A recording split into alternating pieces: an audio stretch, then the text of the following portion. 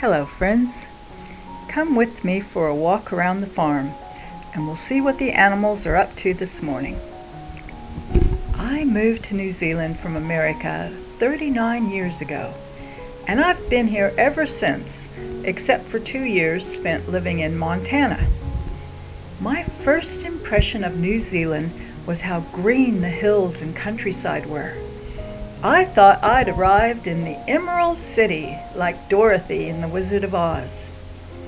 The people I met were very friendly and loved to talk to me. They were speaking English, but the accent combined with their slang words went right over my head.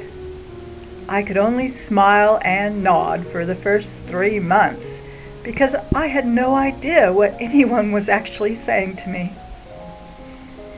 I quickly began to understand why New Zealand looked so green. It rained a lot here. I learned to dress in layers and be prepared for all 4 seasons in a single day. Gradually, I grew used to the culture, the language, their way of living, and their quirky, offbeat sense of humor. I found out that the whole country goes on holiday during the same 6-week period of peak summer weather during the school holidays, and the government agencies, schools, and many businesses are all closed during this time. This also means the campgrounds are packed with noisy people, many of whom have booked the same sites for years in advance.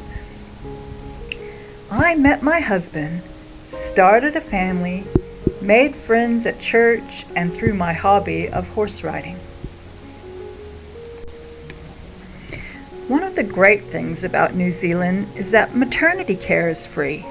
I've had 3 daughters, 2 of which came by cesarean, and all the medical bills were covered. Dental care is covered up to the age of 18, except we did have to pay privately for braces. The downside of having a public health care system is that we pay high taxes. Another downside is what I would call government overreach. There are so many rules for businesses to follow that they often have to hire someone just as a compliance officer to make sure all the regulations are met and the paperwork filed. I would have to say the road system in New Zealand is another downside. During the summer, especially, but also throughout the entire year, they put up signs that say roadworks, which is really an oxymoron because it means just the opposite. The road is not working. It is blocked by men patching the potholes and resealing the tar seal roads. Most of the time, they are not actually making the road any safer by putting in concrete dividers or passing lanes.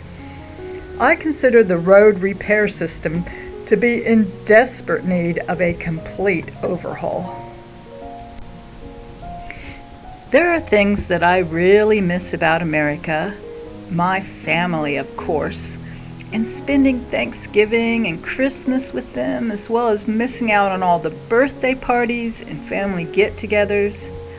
And I miss the wonderful horse riding trails I enjoyed in America. But I have managed to find some nice places to ride here. I could happily live in either New Zealand or America. I believe that happiness is a choice, and I choose to be happy.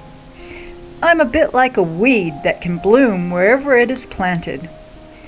I feel very blessed to live in a small, rural community where I know most of my neighbors. I don't need much to be happy. I live a simple life and enjoy watching my animals and playing in my garden.